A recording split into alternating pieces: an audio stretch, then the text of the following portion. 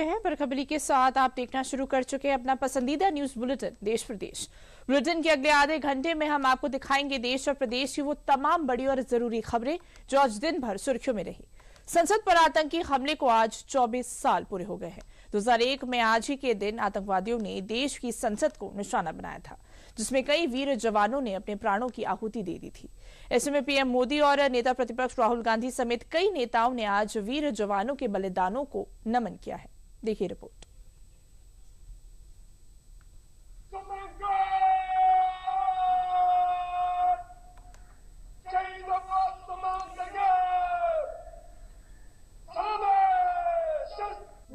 तेरह दिसंबर शनिवार का दिन देश उन महान शहीदों को नमन कर रहा है जिन वीर सपूतों ने 24 साल पहले जैश ए मोहम्मद के उन आतंकवादियों से लोहा लिया था जिन्होंने संसद भवन पर आतंकी हमले को अंजाम दिया था। शनिवार को उन वीर सपूतों की याद में संसद भवन के परिसर में 24वीं बरसी मनाई गई, जिसमें उपराष्ट्रपति सीपी राधाकृष्णन, पीएम मोदी, लोकसभा के नेता प्रतिपक्ष राहुल गांधी और सोनिया गांधी समेत कई नेताओं ने शहीदों को याद कर उन्हें विनम्र श्रद्धांजलि अर्पित की।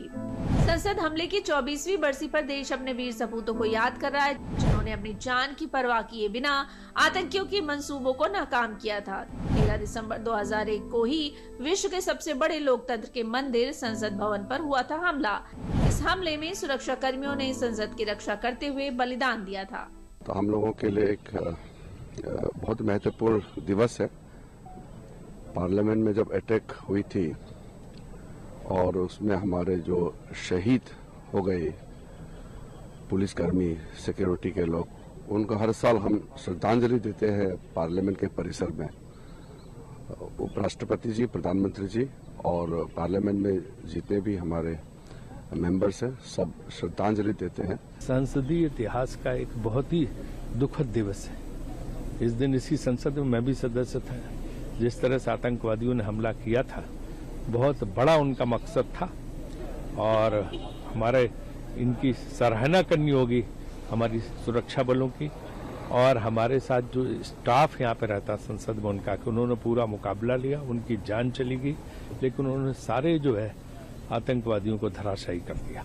संसद भवन में हर साल 13 दिसंबर के दिन हमले में शहीद हुए सुरक्षा कर्मियों को श्रद्धांजलि देने के लिए संविधान सदन के बाहर कार्यक्रम आयोजित किया जाता है। इस आतंकी हमले में सुरक्षा बलों ने 5 आतंकवादियों को मार गिराया था, जबकि इस दौरान 6 दिल्ली के पुलिसकर्मी, 2 संसद सुरक्षा कर्मी, 1 माली और 1 पत्रकार शहीद हुए थे।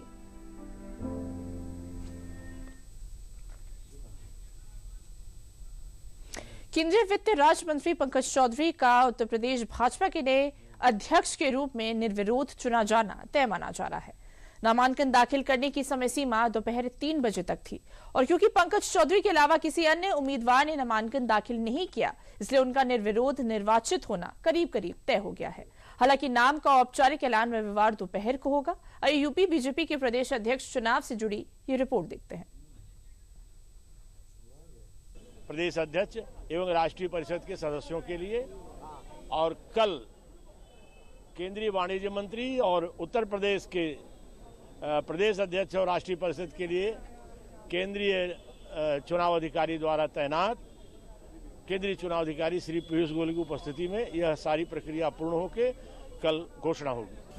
इसी के साथ बीजेपी के यूपी प्रदेश अध्यक्ष को लेकर चल रही तमाम सियासी अटकलों पर लगभग विराम लगता दिख रहा है। शनिवार को केंद्रीय राज्य मंत्री पंकज चौधरी ने सीएम योगी, डिप्टी सीएम केशव प्रसाद मौर्य, केंद्रीय चुनाव पर्यवेक्षक विनोद तावड़े और संगठन चुनाव प्रभारी डॉक्टर महेंद्र नाथ पांडे की मौजूदगी में प्रदेश अध्यक्ष पद के लिए पर्चा भर दिया है। खुद सीएम योगी और डिप्टी सीएम केशव प्रसाद मौर्य ने केंद्रीय वित्त राज्य मंत्री पंकज चौधरी के नाम का प्रस्ताव रखा है, जिसके बाद बीजेपी प्रदेश अध्यक्ष के पद के लिए चला आ रहा कयासों का सिलसिला लगभग अपनी मंजिल तक पहुंच चुका है, क्योंकि एकमात्र पंकज चौधरी ने ही इस पद के लिए नामांकन दाखिल किया है। आइए ग्राफिक्स के जरिए जान लेते हैं कि पंकज चौधरी का सियासी सफर कैसा रहा है। पंकज चौधरी वर्तमान में केंद्रीय वित्त राज्य मंत्री हैं। वह महाराजगंज लोकसभा क्षेत्र से 7 बार के सांसद हैं। उन्होंने अपने राजनीतिक जीवन की शुरुआत 1989 में गोरखपुर नगर निगम के पार्षद के रूप में की। 1990-91 में गोरखपुर के उप महापौर डिप्टी मेयर चुने गए। पहली बार 1991 में 10वीं लोकसभा के लिए चुने गए। 1996, 1998, 2004, 2014, 2019 और 2024 में लगातार महाराजगंज से लोकसभा के लिए चुने गए। जुलाई 2021 से उन्होंने भारत सरकार के वित्त मंत्रालय में राज्य मंत्री का पद संभाला। अभी देखो भैया, 5 सेट में मैंने पर्चा दाखिल किया है। स्क्रूटनिंग उसकी हो रही है।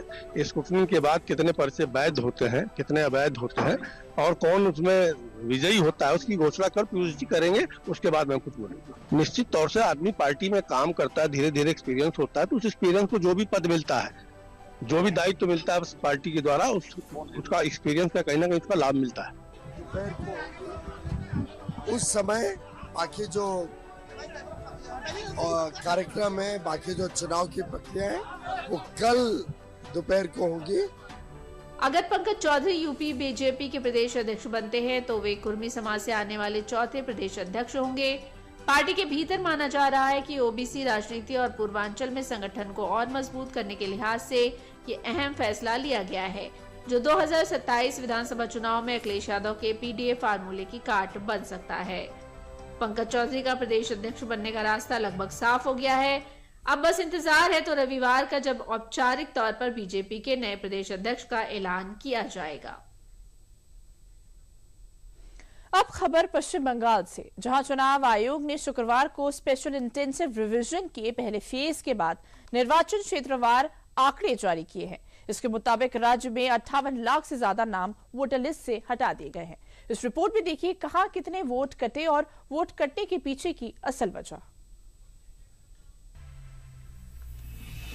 पश्चिम बंगाल में चुनावी साल की आहट और अवैध घुसपैठियों को देश से बाहर निकालने पर मची सियासी घबराहट के बीच 11 दिसंबर को बंगाल में एसआईआर प्रक्रिया के पहले चरण की डेट खत्म होने के बाद अवैध मतदाताओं का जो शुरुआती आंकड़ा निकलकर सामने आया है, वो पश्चिम बंगाल में वोटर लिस्ट स्कैम पर मुहर लगा रहा है। चुनाव आयोग ने शुक्रवार को पश्चिम बंगाल में स्पेशल इंटेंसिव रिवीजन एसआईआर के पहले फेज के बाद निर्वाचन क्षेत्रवार आंकड़े जारी किए हैं। इसके मुताबिक राज्य में 58 लाख से ज्यादा नाम वोटर लिस्ट से हटा दिए गए हैं। सीएम ममता बनर्जी की भवानीपुर सीट से 44,787 वोटरों के नाम हटाए गए हैं। यहाँ जनवरी 2025 की लिस्ट में 1,61,509 वोटर्स थे। भाजपा के नेता प्रतिपक्ष सुवेंदु अधिकारी की नंदीग्राम सीट से 10,599 नाम हटाए गए। यहाँ एसआईआर से पहले 2,78,212 वोटर थे। जिलावार आंकड़ों में साउथ 24 परगना सबसे ऊपर रहा, जहाँ 8,16,000 से ज्यादा वोटरों के नाम हटाए गए हैं। ये इलाका टीएमसी सांसद अभिषेक बनर्जी का गढ़ माना जाता है। आंकड़ों के मुताबिक राज्य के 294 असेंबली एरिया में सबसे ज्यादा नाम कोलकाता के चौरंगी और कोलकाता पोर्ट जैसे क्षेत्रों में कटे हैं। चौरंगी विधानसभा क्षेत्र में 74,553 नाम हटाए गए। यहाँ से तृणमूल एमएलए नैना बंदोपाध्याय हैं। सबसे कम नाम बांकुड़ा जिले के कोतुलपुर से हटाए गए, जहां 5,678 नाम हटाए गए। चुनाव आयोग ने बताया कि वोटर की मौत, दूसरी जगह शिफ्ट होना और डुप्लीकेट एंट्री के कारण उनके नाम लिस्ट से हटाए गए हैं। चुनाव आयोग ने डेटा एसआईआर प्रक्रिया के तहत गणना फॉर्म जमा करने की अंतिम तिथि समाप्त होने के एक दिन बाद सार्वजनिक किया है। इन आंकड़ों के सामने आने के बाद राज्य की सियासत में नया मोड़ आ गया है, खासकर ऐसे समय में जब मंगलवार को ड्राफ्ट वोटर लिस्ट जारी होना है। ऐसे में देखना दिलचस्प रहेगा कि ड्राफ्ट वोटर लिस्ट में क्या आंकड़ा निकलता है। अब बात करते हैं मौसम की। यूपी में शीतलहर ने दस्तक दी है, जिससे ठंड बढ़ गई है। आज सुबह से लखनऊ, बाराबंकी, बरेली और गोरखपुर समेत 30 जिलों में घना कोहरा छाया रहा। कोहरे के चलते कई जगह गाड़ियों की टक्कर की घटना हुई, जिसमें कई लोग घायल हुए तो कई की जान चली गई।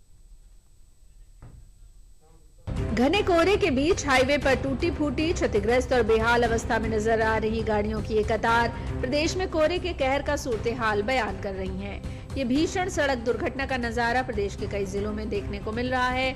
तस्वीरें ग्रेटर नोएडा से हैं, जहां घने कोहरे की वजह से ईस्टर्न पेरिफेरल एक्सप्रेसवे पर दर्जनों गाड़ियां आपस में टकरा गई, जिससे कई वाहन क्षतिग्रस्त हो गए, कई लोग घायल हो गए। वहीं बुलंदशहर में हाईवे पर भी 8 गाड़ियां आपस में टकरा गई, जिससे 10 यात्री घायल हो गए। रायबरेली में घने कोहरे के चलते तेज रफ्तार ट्रक अनियंत्रित होकर रेलिंग से लटक गया। आइए जान लेते हैं प्रदेश में मौसम की मार से कहां और कितने हादसे हुए। शनिवार की सुबह ग्रेटर नोएडा में ईस्टर्न पेरिफेरल एक्सप्रेसवे पर 15 से ज्यादा गाड़ियां आपस में टकरा गई। हादसे में 5 से ज्यादा लोग घायल हो गए।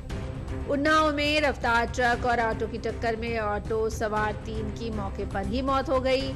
बुलंदशहर में हाईवे पर 8 गाड़ियां आपस में टकरा गईं, जिससे 10 यात्री घायल हो गए। अमरोहा में 4 गाड़ियों की भिड़ंत में एक व्यक्ति की मौत हो गई। जी गांव चकरपुर मंडैया है। हाईवे पे कोहरे की वजह से गाड़ी आपस में टकरा गई है। एक्सीडेंट हुए हैं काफी। हमने शोर शराबा मचाकर गाड़ी एक साइड करवाई है।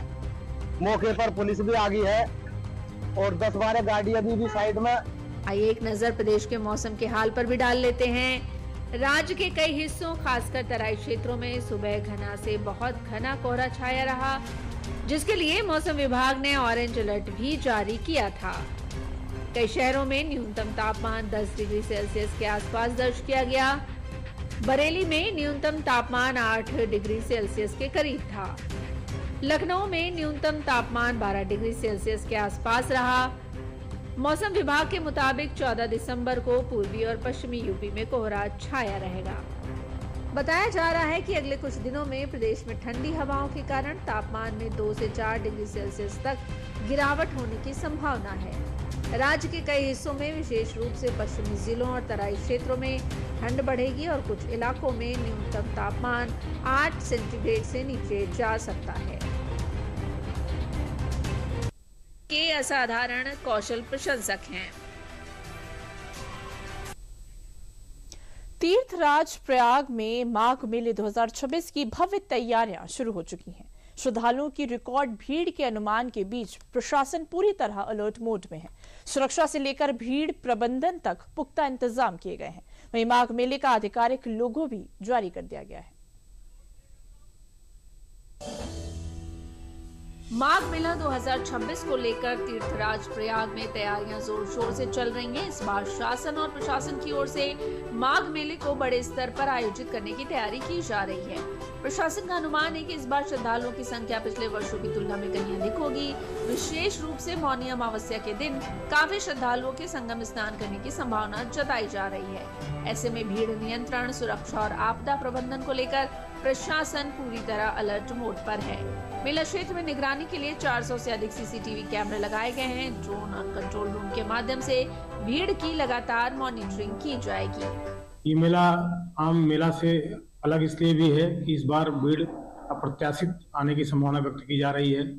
12 से 15 करोड़ श्रद्धालुओं की आगमन की संभावना व्यक्त की जा रही है पूरे मेला अवधि के दौरान। ये भी संभावना है कि मौनी अमावस्या के दिन लगभग 3.5 से 5 करोड़ तक के बीच में श्रद्धालु आ सकते हैं। प्रयागराज माघ मेले के इतिहास में पहली बार मुख्यमंत्री स्तर से माघ मेले का आधिकारिक लोगो जारी किया गया है। ये लोगो माघ मेले के आध्यात्मिक, धार्मिक और ज्योतिषीय महत्व को दर्शाता है। लोगों में सूर्य और चंद्रमा की 14 कलाओं को दर्शाया गया है।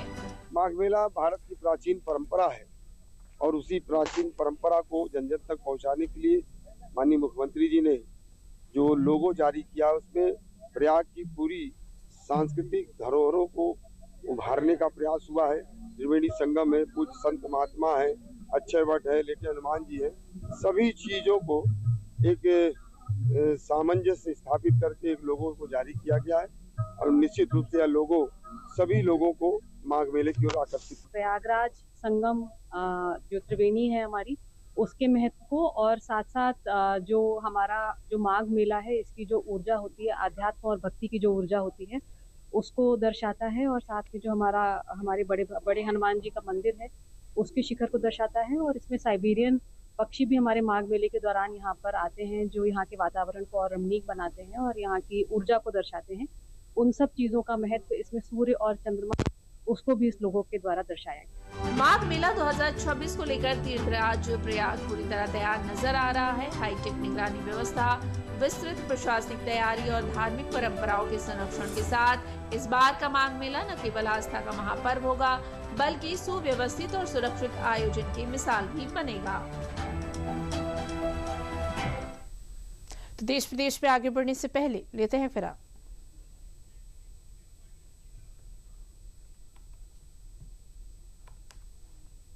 ऐसा ही कुछ है यार, बैंक जाना है दादाजी को लेके। हाँ यार, उम्र होने पर कभी कभी मदद तो लगती है, पर बैंकिंग में नहीं। वैसे भी आरबीआई कहता है सीनियर सिटीजन सबसे पहले। अगर आप 70 साल से ऊपर हैं और आप बैंक नहीं जा सकते तो बैंक आएगा आपके पास जरूरी सेवाएं लेकर, वो भी वाजिब दरों पर। सीनियर सबसे पहले। आरबीआई कहता है जानकार बनिए, सतर्क रहिए। तो देश प्रदेश में आगे बढ़ते हैं। ग्रामीण भारत की सबसे बड़ी रोजगार गारंटी योजना मनरेगा अब नई पहचान के साथ सामने है। केंद्र सरकार ने इसका नाम बदलकर पूज्य बापू ग्रामीण रोजगार योजना कर दिया है, जिसको लेकर सियासी घमासान तेज हो गया है। देखिए रिपोर्ट। मैं समझ नहीं सकती कि इसके पीछे मानसिकता क्यों है, क्या है, क्योंकि महात्मा गांधी जी का नाम है सबसे पहले। ये बापू जी का सम्मान है, प्रियंका जी को इस पर कोई आलोचना इस पर नहीं करनी चाहिए। यह राजनीतिक खेल का मामला नहीं है। राष्ट्रपिता महात्मा गांधी के नाम पर मचे सियासी घमासान की तासीर को बयां करते ये बयान असल में महात्मा गांधी राष्ट्रीय ग्रामीण रोजगार गारंटी अधिनियम यानी मनरेगा की नई पहचान पर है। दरअसल केंद्र सरकार ने ग्रामीण भारत की सबसे बड़ी रोजगार गारंटी योजना मनरेगा में बड़े बदलाव को हरी झंडी दी है। साथ ही इस योजना का नाम बदलकर अब पूज्य बापू ग्रामीण रोजगार योजना करने की भी मंजूरी दी है, जिसको लेकर अब सियासी बयानबाजी तेज हो गई है। इस फैसले पर कांग्रेस और बीजेपी आमने सामने खड़ी दिख रही है। मैं समझ नहीं सकती कि इसके पीछे मानसिकता क्यों है, क्या है, क्योंकि महात्मा गांधी जी का नाम है सबसे पहले, और दूसरा जब भी रीनेम करते हैं तो सरकार की जो रिसोर्सेज हैं ये मतलब उसमें फिर से व्यर्थ होती हैं, क्योंकि हर चीज को रीनेम करना है, सारे ऑफिस रीनेम करने हैं, सारी जो स्टेशनरी है सब कुछ करना पड़ता है, तो एक बड़ी एक्सरसाइज होती है जिसमें पैसे भी लगते हैं। तो खामखा करने का मुझे समझ में नहीं आया क्या फायदा। ऐसा है कि बापूजी हमारे राष्ट्रपिता हैं और ये जो मनरेगा का नाम बापूजी का नाम पर रखा गया है, तो बापूजी जो है वो पूजनीय हैं, हमारे राष्ट्रपिता हैं, और इस पर तो प्रियंका जी को भी इसका समर्थन करना चाहिए। लेकिन ये भी फर्जी गांधी हैं। जब फिरोज खान साहब से शादी हुई तो गांधी जी ने उनको नाम दिया अपना गांधी, इंदिरा जी को अपना नाम दिया, तो वो नाम जो लेकर ये फर्जी गांधी बने हुए हैं, तो इनको ये तकलीफ है कि गांधी क्यों हट गया। तो ये जो है असली सम्मान महात्मा गांधी को है। हालांकि केंद्र सरकार ने योजना का सिर्फ नाम ही नहीं बदला है, बल्कि इसके साथ योजना के फायदों में भी बड़ा बदलाव किया है। सरकार ने रोजगार की गारंटी कृत दिनों और मजदूरी दोनों में इजाफा किया है, जिसका सीधा असर गांव में रहने वाले उन करोड़ों परिवारों पर पड़ेगा जिनकी कमाई का बड़ा सहारा यही योजना रही है। बताया जा रहा है कि नई पूज्य बापू ग्रामीण रोजगार योजना के तहत सरकार ने 2 बड़े बदलाव किए हैं। पहला, गारंटी वाले रोजगार के दिनों की संख्या बढ़ाकर अब 100 से ज्यादा कर दी गई है, यानी ग्रामीण मजदूरों को साल में ज्यादा दिनों तक काम मिलने का भरोसा मिलेगा। दूसरा, न्यूनतम मजदूरी को भी बढ़ाने का फैसला लिया गया है। इससे मजदूरों की डेली इनकम में सीधा सुधार होगा। मनरेगा योजना साल 2005 में यूपीए सरकार द्वारा शुरू की गई थी, जिसमें ग्रामीण परिवारों को एक साल में 100 दिन काम की गारंटी दी गई थी। इस योजना को ग्रामीण अर्थव्यवस्था की रीढ़ माना जाता है। ये ग्रामीण परिवारों को आजीविका की सुरक्षा देती है, बेरोजगारी कम करती है और स्थायी संपत्तियां, सड़कें, तालाब, वन रोपण पर काम करती है। देश प्रदेश में आगे बढ़ने से पहले रुकते एक छोटे से ब्रेक के लिए। जल्दी करो यार, प्लीज जल्दी। दूसरा कोई मैच है क्या?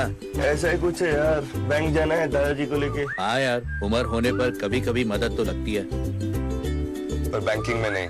वैसे भी आरबीआई कहता है सीनियर सिटीजन सबसे पहले। अगर आप 70 साल से ऊपर हैं और आप बैंक नहीं जा सकते तो बैंक आएगा आपके पास जरूरी सेवाएं लेकर, वो भी वाजिब दरों पर। सीनियर सबसे पहले।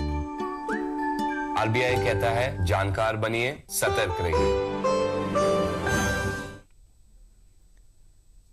तो देश प्रदेश में आगे बढ़ते हैं। काशी तमिल संगमम 4.0 में दक्षिण भारत से अतिथियों के आने का सिलसिला जारी है। आईआरसीटीसी की इसमें महत्वपूर्ण भूमिका है। ये सेवा न केवल यात्रियों को काशी, प्रयागराज और अयोध्या के भ्रमण का अवसर प्रदान करती है, बल्कि भारतीय सांस्कृतिक धरोहर को भी सम्मानित करती है। देखिए रिपोर्ट। वाराणसी में 2 दिसंबर से 15 दिसंबर तक चलने वाले काशी तमिल संगमम 4.0 में दक्षिण भारत से अतिथियों के आने का सिलसिला लगातार जारी है। कुल 7 दलों का काशी आगमन होना है, जिनमें 6 दल काशी पहुंच भी चुके हैं। कार्यक्रम के सफल संचालन में IRCTC अपनी महत्वपूर्ण भूमिका भी निभा रहा है। IRCTC किस तरह से आने वाले अतिथियों को सुविधा मुहैया करा रहा है, आइए जानते हैं। बहुत बढ़िया था। Everywhere the train, the food, the arrangement in the for staying in Varanasi and the Darshan, excellent, बहुत बढ़िया था। IRCTC अपने 24 घंटे चलने वाले कंट्रोल रूम से यात्रियों को सुविधा मुहैया करा रहा है। चेन्नई से IRCTC के साउथ जोन के द्वारा यात्रियों को भेजा जा रहा है और बनारस स्टेशन पे IRCTC नॉर्थ जोन लखनऊ द्वारा उन्हें रिसीव किया जा रहा है। पिछले 4 वर्षों से IRCTC काशी तमिल संगमम को अपनी सेवाएं प्रदान कर रहा है। एक डेडिकेटेड टीम यात्रा से संबंधित सभी व्यवस्थाओं का प्रबंधन करती है। ये टीम पूर्व से निर्धारित योजनाओं के अनुसार यात्रियों के खान पान, रुकने और यात्रा की सुविधाओं का ध्यान रखती है। IRCTC द्वारा अतिथियों को काशी, प्रयागराज और अयोध्या का भ्रमण भी कराया जा रहा है। और डेडिकेटेड तौर पे 50 से ज्यादा लोग IRCTC के जो अधिकारी कर्मचारी हैं वो पूरे भारत से आए हुए हैं इस कार्यक्रम को सफलतापूर्वक चलाने के लिए। और जो उत्तरी क्षेत्र का लखनऊ कार्यालय है उसके तहत ये सारा ऑपरेशन जो गंगा संगम और सरयू के बीच का जो ये भ्रमण है दक्षिण भारत से आने वाले लोगों के लिए, वो बहुत ही अच्छे तरीके से कंडक्ट कराया जा रहा है।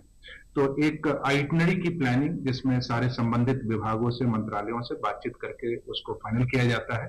उस आइटनरी को फाइनल करने के बाद जो टीम अलग अलग कार्यों में लगी रहती है उसके बारे में एक स्ट्रक्चर्ड डिटेल जो है वो सारे कंसर्न डिपार्टमेंट से शेयर किया जाता है और एक control room round the clock work करता रहता है, जिससे किसी भी तरह का कोई कम्युनिकेशन जनरेट हो अगर तो इमीडिएटली उसका रिस्पांस दिया जाए। IRCTC की ये सेवा न केवल यात्रियों के लिए एक विशेष धार्मिक यात्रा का अवसर प्रदान करती है, बल्कि भारतीय सांस्कृतिक धरोहर को सम्मानित करने का एक तरीका भी है। तो देश विदेश में आगे बढ़ने से पहले लेते हैं विराम।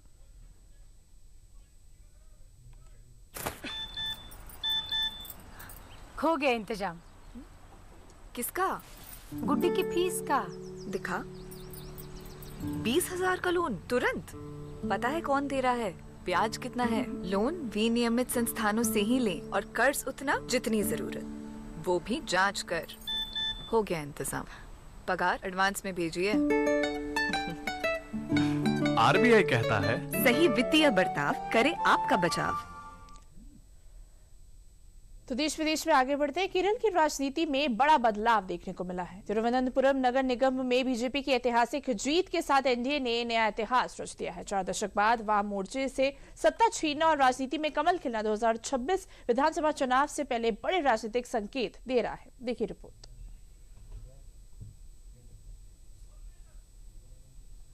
जब केरल नगर निगम के चुनावों में केरल की राजधानी तिरुवनंतपुरम में भारतीय जनता पार्टी और एनडीए ने बहुमत प्राप्त कर लिया है, यह निश्चित रूप से केरल की राजनीति के लिए एक युगांतकारी परिवर्तन है और भारत की राजनीति के लिए एक बहुत दूरदर्शी संकेत है। शनिवार को केरल के स्थानीय निकाय चुनाव की मतगणना के बाद जो नतीजा देखने को मिला है वो राज्य में 2026 विधानसभा चुनाव से पहले एनडीए की मजबूती की ओर इशारा कर रहा है।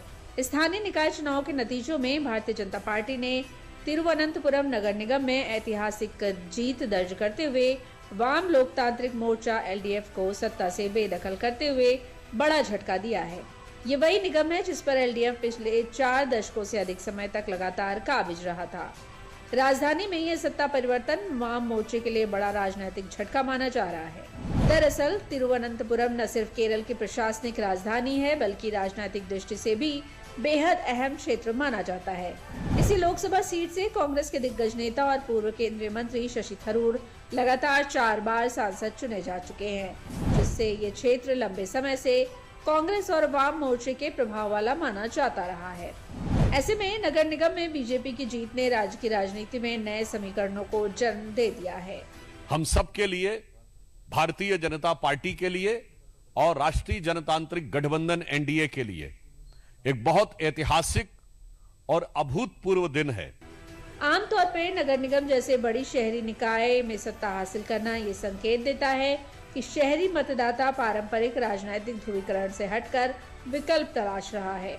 ऐसे में इन नतीजों को सीधे तौर पर 2026 विधानसभा चुनाव का सेमीफाइनल माना जा रहा है। तिरुवनंतपुरम नगर निगम में बीजेपी की ऐतिहासिक जीत पर प्रधानमंत्री नरेंद्र मोदी ने एक्स पर पोस्ट के जरिए शहर की जनता और पार्टी कार्यकर्ताओं को बधाई देते हुए थैंक यू तिरुवनंतपुरम लिखा है। देश प्रदेश में रुकते एक छोटे से ब्रेक के लिए। QR कोड स्कैन करो, 5000 का कैशबैक पाओ। वाह, दिल बन गया। UPI पिन एंटरिंग सिर्फ पैसे भेजने के लिए है। RBI कहता है जानकार बनिए, सतर्क रहिए। बेमौसम बारिश, आंधी और तूफान की चिंता भूल जाओ, फसल बीमा कराओ, सुरक्षा कवच पाओ। प्राकृतिक आपदा हो या कोई दुर्घटना, उसकी चिंता से भी मुक्ति पाओ।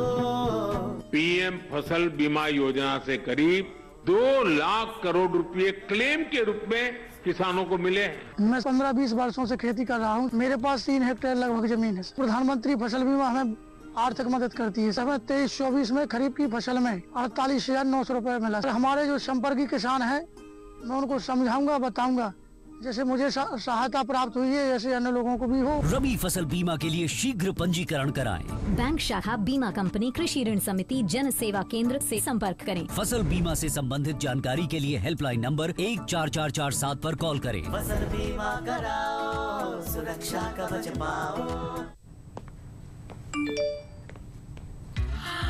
10 लाख की लॉटरी मुझे, वाओ! फर्जी ऑफर्स से सावधान। RBI कहता है जानकार बनिए, सतर्क रहिए।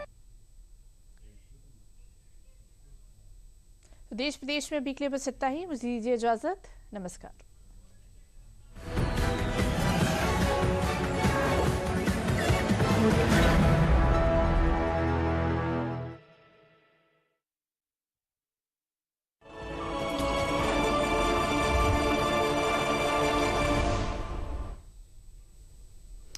नमस्कार, शाम के 6 बज चुके हैं। सुपरफास्ट 100 में आप सभी का